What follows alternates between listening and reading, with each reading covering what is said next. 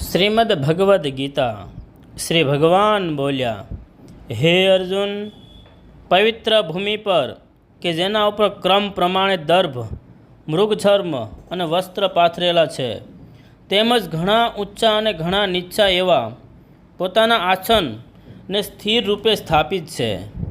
એ આ આસન પર બેસીને ચિત્ત અને ઇન્દ્રિયોની ક્રિયાઓને વશમાં રાખી મનને એકાગ્ર કરીને અંતઃકરણની શુદ્ધિ માટે યોગનો અભ્યાસ કર. કાયા, મસ્તક અને ડોકને સીધા તેમજ ટટ્ટાર ધારણ કરીને અને સ્થિત થઈ પોતાની નાસિકાના અગ્રભાગે દ્રષ્ટિ ટેકવીને અન્ય દિશાઓને ન જોતા. જય શ્રી કૃષ્ણ. બ્રહ્મચારીના વ્રતમાં સ્થિત, નિર્ભય તથા સમ્યક રીતે શાંત અંતઃકરણનો સાવધાન યોગી મનને સંયન કરી મારામાં ચિત્ત જોડી અને મારા પરાયણ થઈને ધ્યાનમાં બેસ. જય શ્રી કૃષ્ણ.